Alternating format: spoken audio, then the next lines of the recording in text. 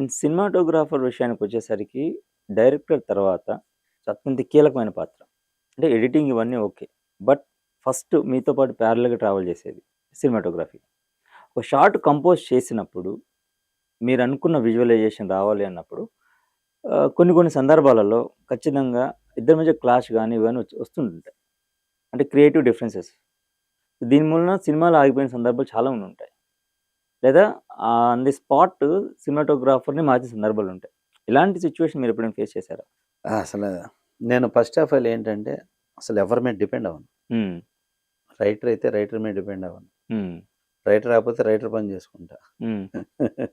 ఇట్లా నేను ఎవరి మీద డిపెండ్ అవ్వను. హ్మ్. అట్లాగే కెమెరామ్యాన్‌ని కూడా హ్మ్. కెమెరామ్యాన్ ఇలా అని నేను చెబితే అలాగే ఉంటుంది. దాన్ని కరెక్ట్ చేయలేరు వాళ్ళు. ఓకే. అలా ఉంటుంది వర్క్ నా వర్క్. హ్మ్. ఉంటుంది. అంటే నాతో కూడా చాలా మంచి కెమెరామ్యాన్స్ వర్క్ చేశారు. హ్మ్. శ్యామ్ కే నాయుడు, హ్మ్.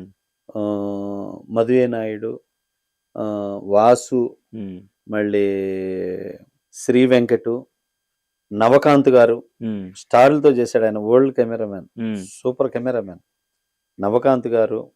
ఇట్లా మంచి మంచి కెమెరామ్యాన్లు నాతో చేశారు హ్మ్. సినిమాలు. సో అందువల్ల ఏంటంటే నాకు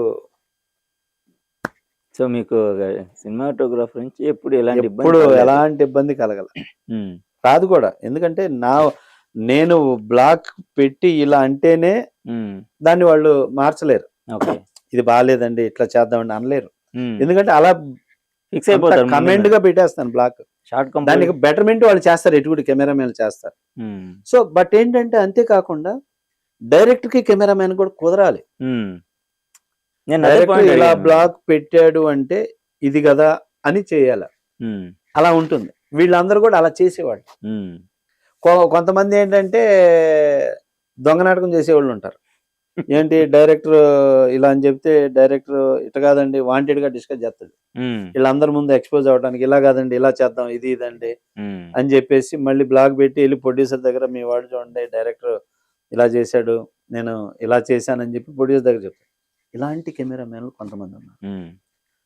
సో మంచి మంచోళ్ళు ఉన్నారు అందులో. హ్మ్. కానీ వాళ్ళ బుద్ధి మంచిది కాదు. హ్మ్. వాళ్ళ బుద్ధి మంచిది కాదు. అందుకే వాళ్ళని కొంచెం పక్కన పెట్టేస్తుంటారు. హ్మ్. సో అందువల్ల ఏంటంటే డైరెక్టర్ అనేవాడు ఫస్ట్ ఎవడి మీద డిపెండ్ అవ్వకూడదు. హ్మ్. డైరెక్టర్ కెప్టెన్ అని దాసరి గారు లాంటి వ్యక్తులు ఎందుకు చెప్పారంటే హ్మ్. రీజన్ అది. డైరెక్టర్ అనేవాడు ఎవడి మీద డిపెండ్ అవ్వకూడదు. అన్నీ చేయగలగాలి, హ్మ్. చేపించుకోగలగాలి, అంత కమాండ్ రావాలి. హ్మ్. పైగా వీటన్నిటికంటే గొప్ప క్వాలిఫికేషన్ ఏంటంటే డైరెక్టర్‌కి హ్మ్. జడ్జిమెంట్. హ్మ్.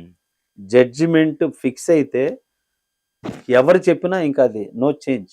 ఓకే. జడ్జిమెంట్ అలా ఉండాలి. హ్మ్. అది డైరెక్టర్‌కి ఫస్ట్ కావాల్సిన క్వాలిఫికేషన్. హ్మ్. సో, 2001 మీరు డైరెక్టర్ అయ్యారు. 24 అయిపోయి 25 సంవత్సరం. సో, ఈ 25 సంవత్సరాల్లో మీరు కథ పరంగా గానివ్వండి, టెక్నికల్‌గా గానివ్వండి, అండ్ కొత్తగా వచ్చిన దర్శకుల పరంగా గానివ్వండి, మీరు గమనించిన హ్యూజ్ డిఫరెన్సెస్ ఏంటి ఇండస్ట్రీలో? డిఫరెన్స్ ఏం లేదండి. హ్మ్. డిఫరెన్స్ ఏంటంటే జనరేషన్ మారుతుంటుంది. హ్మ్. ఇప్పుడు నేను కుర్రాడిగా ఉన్నప్పుడు నేనొచ్చి సినిమాలు పనిచేశా. హ్మ్. సినిమాలు చేసాం హిట్ అయినాయి. హ్మ్. తర్వాత మా టైం అవుతూ ఇప్పుడు మా పిల్లలున్నారు. ఇది యంగ్ జనరేషన్ అంటారు. హ్మ్.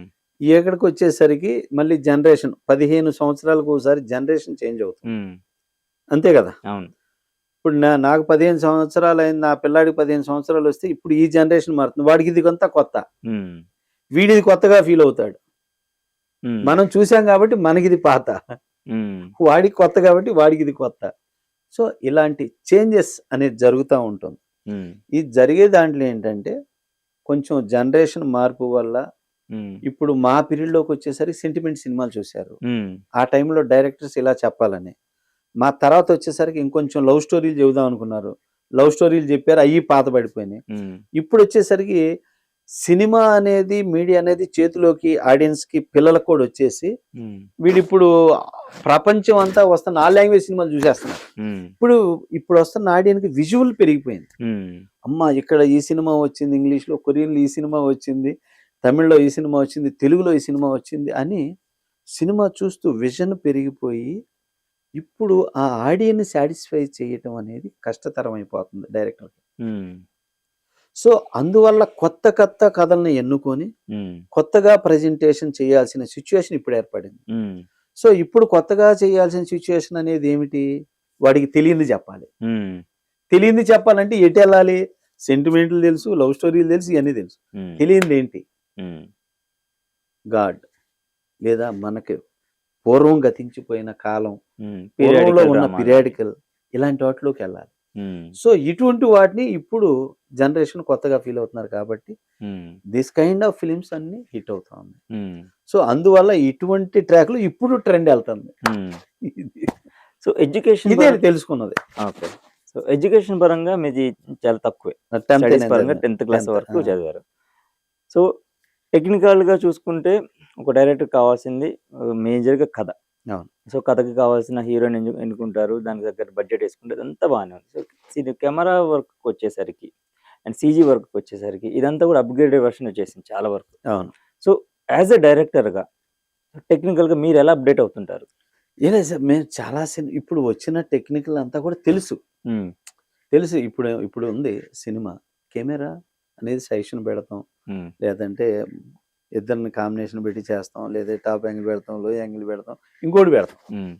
ఇది ఎప్పుడు ఒకటే, కానీ తీసే విధానంలో ఒకళ్ళు కట్ షాట్స్ లో తీస్తారు, ఒకళ్ళు సింగిల్ షాట్ లో తీస్తారు, ఒకడు 3 షాట్లో తీస్తాడు, ఒకడు 20 షాట్లో తీస్తాడు. డిఫరెంట్ ఈజ్ ఇదే. సో ఇప్పుడు వస్తున్న వాటిలో ఏంటి? లెన్స్లని, కెమెరాలని. అప్పుడు ఫిల్మ్లో తీసాం, ఇప్పుడు హార్డ్ డిస్క్ దీనికి వచ్చేసినాయి. సో ఇట్లా వేరియేషన్స్ అయ్యి రూపాంతరం మార్చుకుంటున్నాయి తప్ప డిఫరెన్స్ ఏమీ లేదు. కాకపోతే ఏంటంటే సీజీ వర్క్లు అనేవి ఇట్లాంటివి అన్నీ కూడా మేము అప్పుడు ఇప్పుడు రెండిట్లో ఉన్నాం కాబట్టి 2 వర్కులు తెలుసు. అందువల్ల ఏంటంటే మంచి సెంటిమెంట్లు చేయటం తెలుసు, అట్లాగే టెక్నికల్ గా చేయటం తెలుసు. ప్రజెంట్ మళ్ళీ ఫాలో అవుతుంటాం కదా సినిమాకి. ఇప్పుడు కొన్ని కెమెరాలు మారిపోతా ఉంటాయి, ఈ కెమెరా నుంచి ఇంకో గ్రేడ్ అప్గ్రేడ్ అవుతా అనుకుంటాం, దీని నుంచి ఇంకోటి అప్గ్రేడ్ వచ్చింది అనుకుంటాం, ఇట్లా మార్చుకుంటా ఉంటాం. బట్ ఏంటంటే ఫైనల్ ఇలా వచ్చినప్పుడు ప్రొడ్యూసర్ని బట్టి కూడా ఈ సినిమాకి ఇది, ఈ సినిమాకి ఇది, ఇట్లా చేసుకుంటా వెళ్తా ఉంటాం. ఇప్పుడు నేను చేస్తున్నంత సీజీ సినిమానే ఇది, వరదరాజు గోవిందం. సీజీ అంటే ఏ వరకు ఇవన్నీ చేస్తున్నాం కదా. ముందు కూడా పంచాక్షరి కూడా చేసాం, పంచాక్షరి అని ఇట్లాంటి.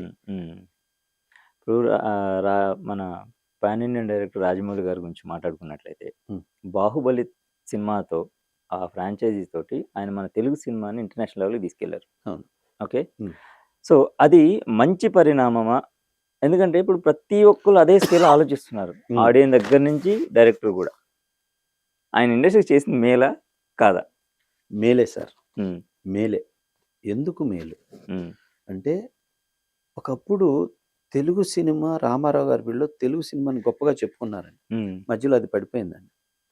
పడిపోయి తమిళ్ డామినేట్కి వచ్చేసింది, హిందీ డామినేట్కి వచ్చేసింది, ఇవన్నీ వచ్చేసింది. తర్వాత ఒక రకంగా చెప్పాలంటే రాజమౌళి గారు వచ్చిన తర్వాత సినిమా అనేది, తెలుగు సినిమా అనేది లేవటం మొదలైంది. లేచి బాహుబలి దెబ్బకి ఇండియా అంతా వామ్మో తెలుగులో ఇంత గొప్ప సినిమా, ఇలాంటి ఒక రాజమౌళి డైరెక్టర్ చేశాడు, ఇంత ముందే ఆయన ఏగాని తీశాడు, అది కూడా బ్రహ్మాండంగా చేశాడు, ఆయన నాట్ ఏ ఆర్డినరీ డైరెక్టర్ అని అక్కడ స్టార్ట్ అయ్యి, ఆయన ఫస్ట్ నుంచి ఇట్లే, అవును, ఒక్కటి ఫ్లాప్. బట్ అక్కడికి వచ్చేసరికి ఏగ నుంచి బాగా అందుకుందండి. ఏగ నుంచి ఆల్ లాంగ్వేజ్ హిట్. ఏగ అవును, ఒక తెలుగు కాదు, ఆల్ లాంగ్వేజ్ హిట్ అండి. తర్వాత బాహుబలి కొట్టేసరికి, బాహుబలి దెబ్బకి ఎవరి రాజమౌళి అన్నది దృష్టి ప్రతి ఆడియన్స్ పెట్టేశాడు. తెలుగు, తమిళ్, కన్నడ, మలయాళం, హిందీ అందరూ పెట్టేశారు. చూస్తే ప్రభాస్ని కానీ ప్రతి ఒక్కరిని, ప్రతి క్యారెక్టర్, ప్రతి దృశ్యం అద్భుతంగా, ఒక చందమామ కథని ఒక అద్భుతంగా ప్రజెంట్ చేసిన విధానం చూసేసరికి మైండ్ బ్లాక్ అయిపోయారు ప్రతి ఒక్కరు. అక్కడి నుంచి తెలుగు సినిమా స్టామినా పెరిగిపోయింది. రెండోది బీభత్సమైన హిట్ బాహుబలి 2 పెరిగిపోయేసరికి ఇప్పుడు అన్ని ఇండస్ట్రీలు తెలుగు వైపు దృష్టి మలచడం మొదలుపెట్టింది. అంటే అంతవరకు 100 కోట్లు కలెక్ట్ చేయలేని తెలుగు సినిమా ఇక ఏకంగా 200 కోట్లు, 300 కోట్లు నుంచి 400 కోట్ల నుంచి ఇక 1500 crores వెళ్ళిపోయింది. బాహుబలి 1800 కోర్స్కి వెళ్ళిపోయింది. ఉమ్, ఇంకా అక్కడి నుంచి ఆ ఇన్స్పిరేషన్తో తెలుగు డైరెక్టర్ స్టామినా పెరిగి వాళ్ళు మేము ఒక రాజమౌళిని ఇన్స్పిరేషన్గా తీసుకొని మేము ఇలా చేసుకోవాలని అనుకోవటం ఇట్స్ ఎ గ్రేట్. ఆ రూట్లో మళ్ళీ పెరిగిన సినిమాలు ఏంటి, ఒక పుష్ప తీసుకోండి, అట్లాగే ఒక నాగాశ్విన్ కల్కి తీసుకోండి, అలాగే ఒక కార్తికేయ తీసుకోండి, ఒక కాంతారా తీసుకోండి, ఒక కేజీఎఫ్ తీసుకోండి, ఇవన్నిటికి కూడా ఇన్స్పిరేషన్ అయ్యాడు. అంటే ఇవాళ తెలుగు సినిమా స్టామినానే కాకుండా ఇండియాలో ఉన్న కన్నడ కానీ, తమిళ్ కానీ, మలయాళం కానీ, ఆల్ లాంగ్వేజెస్ కూడా ఒక ఇన్స్పిరేషన్, ఒక రోల్ మోడల్లా తయారయ్యాడు రాజమౌళి. అది శుభపరిణామమే కదా. అవును. అది శుభపరిణామం. ఇవాళ మళ్ళీ మహేష్ బాబు సినిమాతో వరల్డ్కి రూట్ వేస్తున్నాడు. వరల్డ్ అంతా ఈసారి ఇండియా ఏంటి, ఇండియా సినిమా ఏంటి, అందులో తెలుగు సినిమా ఏంటి అనే దృష్టికి తెచ్చే స్థాయికి తీసుకెళ్ళిపోతాడు. అటువంటి డైరెక్టర్ తెలుగులో ఉండటం మనందరం గర్వపడాలి.